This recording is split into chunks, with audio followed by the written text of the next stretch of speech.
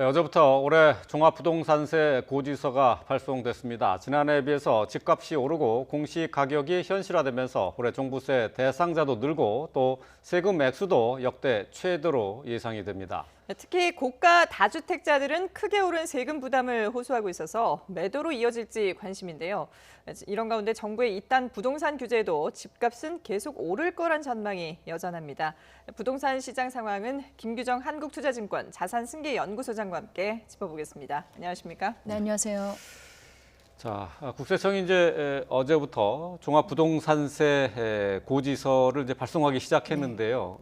일단 먼저 종부세 대상이 어떻게 되는지 좀 살펴보도록 하죠.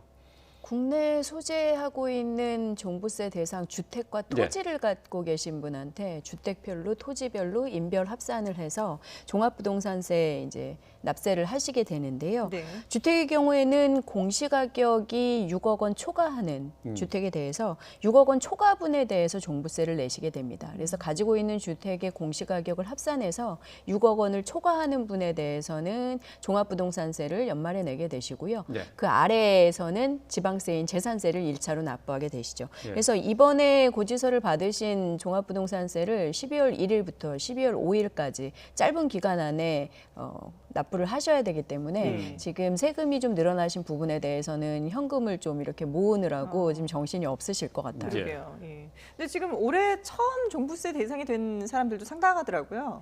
네, 서울 기준으로 보자면 올해 한 28만 가구 정도가 종부세 과세 대상인 공시가격 9억 원 초과가 되는 것으로 분석이 되고 있습니다. 예. 물론 이거를 인별로 합산하기 때문에 실제로 내시는 분의 숫자는 조금 달라질 수 있지만 기본적으로 종부세 과세 대상이 되는 주택수 자체가 28만 채가 넘는 상황이다 보니까 사실 수만에서 수십만까지도 올해 납세하시는 분이 나올 수 있는 상황이에요. 예. 1주택자의 경우에는 종부세 과세 기준이 9억 원 초과, 다주택자하고는 조금 차이가 있잖아요. 네네. 그래서 9억 원 초과 주택을 내봤을 때 지난해 같은 경우는 총 납세하신 대상 가구가 59만 5천 정도였었거든요. 그래서 네. 한 3조 이상의 종부세가 이제 걷어들여졌는데 예. 올해는 한 70만 정도로 과세 대상도 늘어나고 실제로 세금 액수도 4조가 넘을 넘는다, 것으로 예. 예상이 되고 있는데요. 정확한 과세 대상 명수와 과세 액수는 26일 국세청이 발표하는 자료를 보면 확인을 할 수가 있습니다. 예. 내일 이제 발표가 되는군요. 네.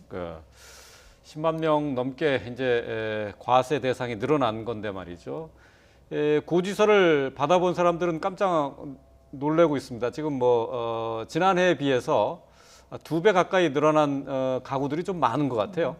네, 기본적으로 이 종부세 과표를 결정하게 되는 공시가격이 계속 오르고 있어서 네. 기본적으로 올해 세율 자체가 달라지진 않았지만 예. 이제 세금이 늘어나시게 되는 구조입니다. 그리고 또 하나 이제 종부세를 결정하게 되는 이제 요소 중에 공정시장 가액 비율이라고 네. 이 공시가격을 어느 정도 몇 퍼센트 인정해서 과표를 잡을 것이냐를 결정하는 수치가 있는데 예. 지난해 85%에서 올해 90%로 공정시장 가액 비율조차도 올랐죠. 그래서 공시가격이 현실화되면서 많이 오르고 또 시장가액 비율 자체도 5%포인트 더 오르게 되면서 기본적으로 세금이 2배 가까이, 2배 네. 넘게 오르신 분들도 고지서가 좀 확인이 되고 있는 것 같고요. 그래서 전체적으로 지난해보다 2배가 올랐고 사실 내년 후년에도 여러 가지 이제 계산 구조상 더 오를 것으로 예상이 돼서 종부세 부담이 너무 커졌다 이런 얘기들이 지금 시장에서 나오고 있는 것 같습니다. 인터넷에서도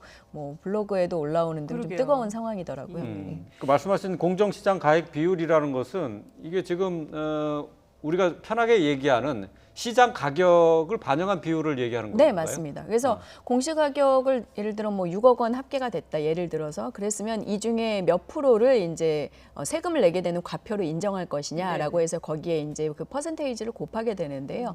과거에 저희가 한 60% 수준인 적도 있었죠. 근데 네. 계속 끌어올려져서 지난해 85%였고 올해는 90%, 내년에는 95%, 22년에는 이제 100%까지 시장 가액 인정 비율이 올라가게 됩니다. 그래서 그렇게 되면 점점 이 공시가격 합산의 과표를 모두 다 인정하는 셈이 되니까 계속해서 세금이 올라갈 수밖에 없고 공시가격도 저희가 현실화 과정을 거치고 있다 보니까 기본적으로 올해 공동주택 공시가격이 전국 평균 5.9%, 서울이 한 14%, 15% 가까이 올랐고 네. 좀 부도심이나 핵심 가격 상승폭이 컸던 30억 이상 초고가 주택에 대해서는 거의 한 30% 가까이 이제 공시가격이 올해 전년에 비해서 올랐기 때문에 네. 그런 지역들은 특히 종부세 부담이 2배, 3배 가까이도 늘어나셨을 것으로 예측이 됩니다. 네. 그 이제 뭐 다주택자 같은 경우에는 정부에서 의도한 대로 종부세 부담이 이제 상당할 수밖에 없는 상황이지만 문제는 주택이 한 채밖에 없는데도 불구하고 이렇게 세금을 많이 내야 되는 사례들도 상당하더라고요. 네, 맞습니다. 사실 별다른 이런 투기나 투자적인 목적이 아니고 그냥 갖고 계셨던 주택이 예. 해당 지역의 뭔가 개발이나 아니면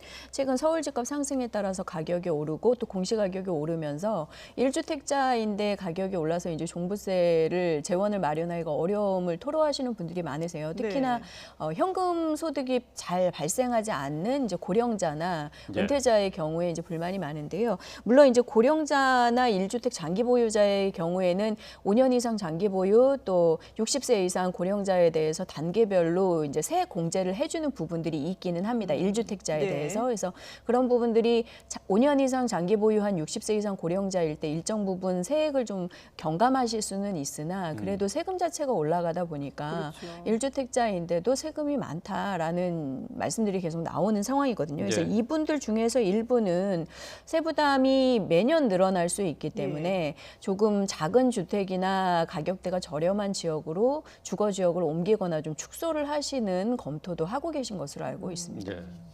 이렇게 세금이 많은데 말이죠. 은퇴자 같은 경우에 뭐 연금이나 뭐 별다른 소득이 없는 경우에 세금을 깎아준다 뭐 그런 건 없잖아요. 네, 그런 부분은 별도로 없습니다. 방금 안내해드린 이제 고령자 연령대에 따른 세액 공제 그리고 장기 보유한 기간에 따른 5년, 10년, 15년 장기 보유 기간에 따른 세액 공제 정도. 근데 이제 이 부분을 최대한 받으면 세액 공제를 한 70%까지 최대한 받을 그래요? 수 있게 예. 이제 지원 부분을 만들어 놓긴 한 건데 네. 그렇다 하더라도 이제 이런 부분을 감안하더라도 세부담이 계속 늘어나는 부분에 대해서는 아무래도 최근에 뭐 소득 부분이라던가 뭐 또 물가 상승이라던가 이런 것들 때문에 지출도 많으신 상황이다 보니까 세금이 계속 늘어나는 부분에 대해서는 걱정이 많으실 수밖에 없는 것 같습니다. 근데 그 올해는 그냥 예고편에 불과하다면서요. 내년은 더 심각해지죠. 네, 내년에는 기본적으로 세율 자체가 거의 2배로 오르게 되죠. 그래서 네. 규제 지역의 다주택자 대상으로 종부세율이 최대 6%까지.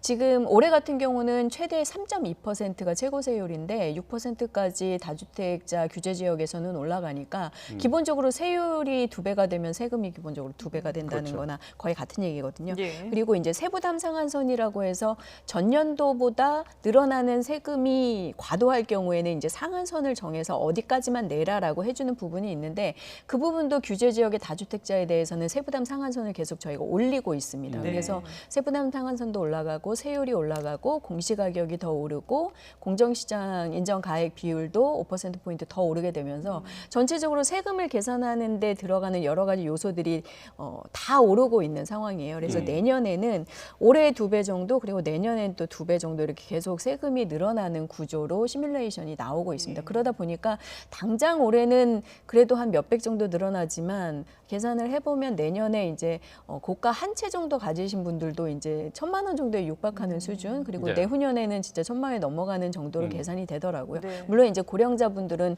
감액이 되시는 부분이 있겠지만 그것을 제외하고 보면 대부분 한 2배 정도씩 계속 세금이 늘어나는 구조여서 이런 분들은 계속해서 세금을 내는 액수를 더해보면 만만치 않기 때문에 처분에 대한 고민을 좀 할 수밖에 없는 상황입니다. 근데 처분에 대한 고민을 할 수밖에 없다라고 하셨지만 사실 또 이게 처분을 하려고 해도 양도세도 만만치 않기 때문에 이게 뭐 또 실상 이렇게 현실로 옮기기가 쉽지 않다 이런 얘기들도 많이 하더라고요. 네, 1주택자 분들의 경우에는 이제 장기 보유를 했으면 네. 사실 1주택자는 양도세 비과세 요건이 있기 때문에 처분을 하실 수도 있으나 일단은 살아오신 거처를 포기하고 다른 곳으로 옮기는 것 자체가 쉬운 일은 아니어서 그렇죠. 예. 고민이 될 수밖에 없고요. 또 그리고 해당 주택 하나가 본인 재산의 거의 전부, 대부분인데 예. 이제 세금 때문에 또 팔아야 한다는 거에 굉장히 좀 고민을 하고 계신 상황이고요. 네네. 지적하신 부분은 이제 다주택자분들에게 결정적인 고민 요소입니다. 음. 아무래도 지금 규제 지역 다주택자분들 양도세가 현행도 최고 62%까지 내년에는 이제 75%까지 올라가기 때문에 네. 최대 올라가기 때문에 종부세 부담이 늘어나서 팔고 싶어도 양도세 때문에 지금 계속 고민 저울질을 하시는 분들이 많아요. 그래서 현재 상황으로는 내년 상반기에 일단 올해 처음으로 이제 세금이 높아지는 거를 납부를 해보시고 체감을 하셨기 때문에 네. 좀 팔려고 고민하시는 분들이 내년 5월 말까지 6월 1일 기준으로 내년도 종부세가 또 부과가 예. 되기 때문에 5월 말까지 이제 팔려고 좀 고민을 하실 것 같은데 네. 양도세 부담 때문에 그렇게 많이 나오지는 못할 것 같습니다. 물건이. 그러다 보니까 이게 뭐 파는 것보다도 오히려 증여가 낫다 이런 얘기들도 있던데요. 실제로는 어떤가요? 네, 그래서 실제로 가족 이제 인별합산이다 보니까 뭐 자녀라던가 부부간에 이렇게 증여를 통해서 주택수를 인당 1인당 가구 주택수나 이런 공시가액 합산액을 좀 줄이려는 증여나 분산 작업들을 계속 하고 계세요. 그래서 이 부분은 사실은 정부가 이런 세부담을 높이면서 주택을 여러 채 갖고 계신 분들이 조금 처분을 하기를 원하는 네. 의도로 이제 진행을 한 것인데 사실상 현재까지는 매각보다는 증여를 선택하시는 경우들이 좀 더 많지 않았나 싶습니다. 근데 그래요? 세부담이 계속 늘어나게 되면 증여를 이제 하실 만큼 하시고도 분산이 어려우신 경우에는 조금 조정을 하시게 되는데 아마 시장에서 양도세 퇴로를 조금 열어주면 물건이 조금 더 나올 수 있지 않을까라는 생각을 해봅니다. 네. 그러면 그냥 주택을 파는 것보다는 양도세를 내는 게 조금 그래도 유리한 건가요, 실제로? 종부세 자체보다는 아직은 여전히 양도세 부담이 다주택자 분들한테는 현저히 높을 것으로 보여집니다. 뭐 예를 들어 이제 공시가격 한 20억, 30억 정도 되는 고급 주택, 고가의 이런 아파트를 두 채 이상 갖고 계신 분들 시뮬레이션을 해보면 내년에 세율 올라가면서 예. 종부세 부담이 1억 원 이상 나오는 케이스들도 적지 않더라고요. 네네. 근데 이런 분들은 종부세 부담이 한두 해만 내도 이제 수억에 달하게 되니까 처분 네. 고민하시게 되는데 다주택자 양도세 부담이 그거보다 훨씬 크거든요. 아직은. 그래서 종부세를 아직은 좀 버텨보겠다라고 하시는 분들이 당분간은 좀 더 많을 것 같습니다. 근데 이것들이 계속 몇 년간 누적되면 아무래도 현행 세법에서 바뀌지 않고 몇 년 쌓이게 되면 매년 내는 이 종부세 부담도 만만치 않기 때문에 처분을 계속 저울질하시는 분들은 늘어날 수밖에 없기는 합니다. 예. 그러니까 이제 그런 것들이 물량으로 이어진다면은 뭐 집값의 변동에 조금 영향을 미칠 수는 있겠습니다만은 일단 지금 상황을 보면 아직까지도 전세값이 이게 도저히 내려올 생각을 하지 않고 있다 보니까 이게 결국은 또 매매 가격도 끌어올리는 그런 요인이 되고 있다 이런 얘기들이 나오거든요. 네, 맞습니다. 말씀 나눴던 그 종부세하고도 계속 연관이 많은데요. 예. 종부세 부담이 이제 실질 체감이 되면서 물건이 좀 나오겠다 싶기는 하지만 아직 이제 고가 지역이나 가격 상승 가능성이 높은 지역에서는 좀 양질의 주택으로 교체하시고자 하는 대기 수요가 많아서 물건이 충분히 나오지 않으면 하락 구조까지 가기가 좀 쉽지 않은 전망들이 나오고 있고요. 네. 지적하신 것처럼 지금 국내 전국적으로 전세난이 좀 심화되면서 예. 중저가 주택은 거래량도 조금 회복이 되는 곳들이 나오고 가격이 계속 산발적인 오름세를 보이고 있다는 거죠. 그러다 보니 가격이 떨어지지 않을 것 같으면 종부세 부담이 좀 있긴 하지만 조금 참아볼까라는 생각들을 아직 하고는 계셔서 네.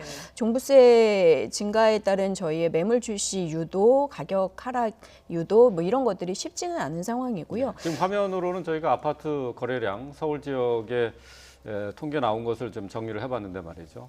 증가하고 있어요. 어쨌든 네. 뭐 지금 매매 가격도 만만치 않은데 전세난이 계속되다 보니까 전세를 살려던 사람이 매매로 돌아서는 경우가 실질적으로 지금 나타나고 있다 이렇게 네, 봐야 그렇게 되는 건가요? 봐야 될 것 같습니다. 예. 물론 가을철 평균 거래량에 비해서는 저희가 여러 가지 규제 때문에 거래량이 객관적으로 많은 거는 절대적으로 많은 거는 아닙니다만 네. 직전에 비해서는 지금 전세난이 불거지면서 중저가 지역 그리고 지방 시장에서도 거래량이 조금씩 올라오는 모습들이 보입니다. 그래서 지적하신 것처럼 전세난 여파에 따른 중저가 주택 거래 가능성, 그럼 가격 상승 가능성, 그리고 이제 규제를 받고 있는 고가 지역에서 가격이 하방 경직성을 가질 가능성, 떨어지지 않고 버틸 네. 수 있는 이런 여력들이 생기기 때문에 사실상 내년 상반기에 이렇게 출시량이 많지 않고 하락으로 이어지기가 쉽지 않을 전망들이 현재는 좀 더 많은 것 같습니다. 그리고 경기적으로도 물론 기저효과긴 하지만 백신 소식 나오면서 글로벌 전반적으로 올해보다는 내년에 경제 성장률 전망치가 높아진 이제 보고서들이 나오다 보니까 전체적으로 내년에 집값이 글로벌 전체적으로 떨어지지 않을 것 같다라는 예상들 지금 시장에서 좀 나오고 있거든요. 네. 그러다 보니까 이런 종부세 같은 시장 가격 안정을 위한 조치들이 그렇게 힘을 내기가 쉽지 않은 상황으로 분석이 됩니다. 어쨌든 뭐 정부에서는 지난주에 전세값 안정을 위해서 공공임대를 포함해서 이제 호텔 전세로 뭐 많이 알려져 있습니다만은 지금 뭐 공공임대를 대폭 늘리는 쪽으로 발표를 하긴 했는데 시장에서 받아들이는 것은 그렇게 효과가 있을 것 같지 않다라는 쪽으로 좀 기울고 있는 것 같아요. 네, 일단 물량은 생각보다 많지만 아파트가 한 25% 정도로 비아파트 물건들이 많고 규모가 적어서 나는 좀 혜택을 받지 못할 것 같다라는 목소리를 내는 분들이 많은 것 같아요. 그래서 결과적으로는 뭐 신축 그리고 아파트 형태의 일부 공급분에 대해서 1, 2인 가구 중심으로는 어느 정도 전세 물건 찾기에 도움이 될 수 있는데 네. 도심 아파트 형태의 전세를 찾고 있는 3, 4인 가구에게는 아무래도 돌아갈 수 있는 대상 주택이 좀 부족할 것으로 예상이 되고 있습니다. 그리고 네. 시기적으로도 가장 빠르게 공급할 수 있는 게 현재 LH나 SH가 이미 보유하고 있는 비어 있는 공공임대를 이제 빠르게 정리해서 연말에 청약을 받고 내년 2월에 이제 입주를 시키는 부분인데 가장 빠른 그 대상 사업도 지금 뭐 한 2, 3개월이 걸리는 네. 상황이다 예. 보니까 약간 시간적인 지적도 하고 계시고 예.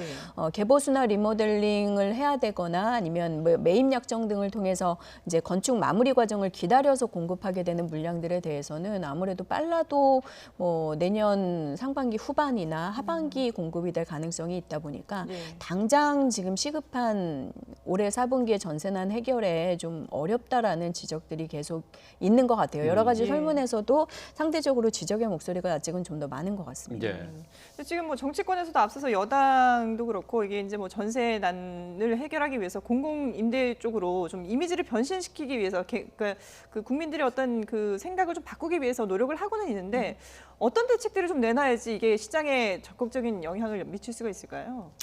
뭐 시장에서 워낙 이제 규모가 있는 아파트, 신축 아파트 전세를 원하기는 하는데 사실상 뭐 개인적으로 제가 생각해도 당장 아파트 전세를 공급할 수 있는 방안은 많지는 네네. 않습니다. 그래서 일단은 정부가 이제 최대한 끌어모은 물량 중에서 어느 정도 주거 여건이 되면서 신축으로 지어져 있는 공동주택형을 1차적으로 시장에 이제 빠르게 공급하는 게 대안이 될 것 같고요. 나머지는 이제 정부가 공급하기로 한 공공사업 중에서 아파트로 공급하게 되는 분양이라던가 공공임대 혹은 지금 이제 새로 진행하겠다라고 한 이제 뭐 질 좋은 뭐 중형 임대주택 같은 네. 것들 빠르게 시행을 하는 건데 시차가 좀 아무래도 아쉽습니다. 이 네. 공급을 빨리 한다 하더라도 뭐 짧아야 3, 4년 이상 입주까지 기다려야 되기 때문에 단기간은 아파트 중심의 전세난 해결이 그렇게 쉽지는 않는 예, 상황입니다. 그렇군요. 뭐 여당의 모 의원이 아파트에 대한 환상을 버려라 그랬는데 사실 아파트에 대한 공급을 늘리지 않은 이상은 뭐 이 전세난을 해결하기는 쉽지 않다 이렇게 봐야 되겠군요. 네, 아파트 중심 전세난 해결에는 아무래도 아파트 공급이 필요하기 때문에 좀 한계가 있을 것 같습니다. 예. 예, 알겠습니다.